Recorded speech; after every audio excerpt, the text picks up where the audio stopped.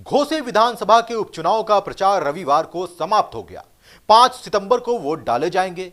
इधर भाजपा और सपा के बीच आरोप प्रत्यारोप तेज हो गया है। प्रदेश के उप मुख्यमंत्री ब्रजेश पाठक ने सपा पर तो सपा अध्यक्ष अखिलेश यादव ने भाजपा पर हमला बोला है। उधर उपचुनाव में मतदान से पहले बसपा ने बड़ा सियासी दांव चल दिया है। बसपाई या तो घर बैठेंगे और यदि बूथ तक जाएंगे तो नोटा का बटन दबाएंगे। बसपा के इस निर्णय से घोसी के सियासी रण में हंगामे जैसी स्थिति है, क्योंकि यहां 90,000 से ज्यादा दलित वोटर हैं जो किसी भी चुनाव के परिणाम को प्रभावित करने का मादा रखते हैं। पिछले चुनाव में भी बसपा उम्मीदवार को यहां अच्छे खासे वोट मिलते रहे हैं। मऊ जिले की घोसी विधानसभा सीट पर हो रहे उपचुनाव का प्रचार बंद हो गया है। 5 सितंबर को यहां मतदान होगा। इस चुनाव को सियासी नजरिए से बेहद अहम माना जा रहा है। इसके 2 मुख्य कारण हैं। एक, दारा सिंह चौहान सपा छोड़कर फिर से भाजपा के साथ आ गए हैं और यहां की चुनावी रण में ताल ठोक रहे हैं। दूसरा, लोकसभा चुनाव 2024 से पहले हो रहे इस चुनाव को राष्ट्रीय जनतांत्रिक गठबंधन यानी एनडीए बनाम इंडिया के रूप में देखा जा रहा है। चूंकि सपा प्रत्याशी सुधाकर सिंह को कांग्रेस और रालोद का भी यहां समर्थन मिला है, तो इससे लड़ाई आमने सामने की हो गई है। दोनों ही गठबंधन इस बात को भली भांति जानते हैं कि इस चुनाव को जो जीतेगा उसे इसका बड़ा मनोवैज्ञानिक लाभ मिलेगा। बसपा ने इस चुनाव में अपना उम्मीदवार नहीं उतारा है। बसपा प्रदेश अध्यक्ष विश्वनाथ पाल कहते हैं कि पहले विधायकों को तोड़ने के लिए दल बदल कानून लाया गया, इससे दल बदल पर अंकुश लगा, पर अब नई परिपाटी शुरू हो गई है। किसी सदस्य को इस्तीफा दिलाकर अपनी पार्टी में शामिल कर लो और फिर चुनाव लड़ा दो। इसका भार जनता पर जाता है।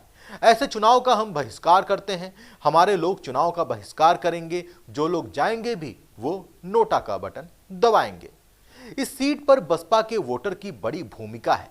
बीते चुनाव के नतीजे बताते हैं कि करीब 90,000 से अधिक दलित मतदाताओं वाली सीट पर बसपा की पकड़ अब भी मजबूत है। 2022 में यहां बसपा प्रत्याशी वसीम इकबाल को 54,248 मत मिले थे। वर्ष 2019 के उपचुनाव में बसपा के अब्दुल कयूम अंसारी को 50,775 वोट और 2017 में बसपा के अब्बास अंसारी को 81,295 मत मिले थे। आइए एक नजर डालते हैं घोसी में मतदाताओं की संख्या पर। जी हां, एक जानकारी के अनुसार बताया जा रहा है कि घोसी में करीब 90,000 अनुसूचित जाति के मतदाता हैं, तो वहीं करीब 95,000 मुस्लिम मतदाता हैं, करीब 50,000 राजभर मतदाता हैं, करीब 50,000 नोनिया मतदाता हैं, तो करीब 30,000 बनिया मतदाता हैं, करीब 19,000 के आसपास निषाद मतदाता हैं, तो करीब 15,000 के आसपास छतरी और 15,000 के आसपास ही कोयरी मतदाता हैं, करीब 14,000 के आसपास भूमियार मतदाता हैं, तो करीब 7,000 के आसपास कायस्थ और ब्राह्मण मतदाता हैं और करीब 5,000 के आसपास कुम्हार मतदाता हैं। ऐसे में सियासी रणनीति को, सियासी समीकरण को समझने की भी जरूरत है।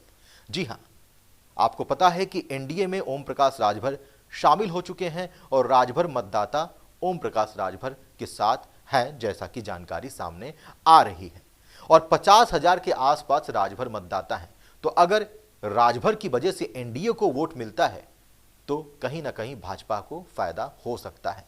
वहीं बात यदि क्षत्रिय मतदाता की करें, ब्राह्मण मतदाता की करें, कायस्थ मतदाता की करें, तो इनका भी रुझान बीजेपी की तरफ ज्यादा रहता है, ऐसा माना जाता है। वहीं बसपा ने कोई प्रत्याशी उतारा नहीं है, तो वैसे में यदि दलित मतदाता वोट देने जाता है तो कहीं ना कहीं केंद्र की योजनाओं का और राज्य की योजनाओं का असर देखने को मिल सकता है कि जो फायदे दलित समुदाय को हुआ है, उन फायदों को देखते हुए दलित मतदाता कहीं ना कहीं भाजपा की ओर रुझान कर सकता है, क्योंकि बसपा का प्रत्याशी मैदान में नहीं है। तो ऐसे में घोसी उपचुनाव की बात करें तो यहां पर भाजपा कहीं ना कहीं मजबूत स्थिति में नजर आती है।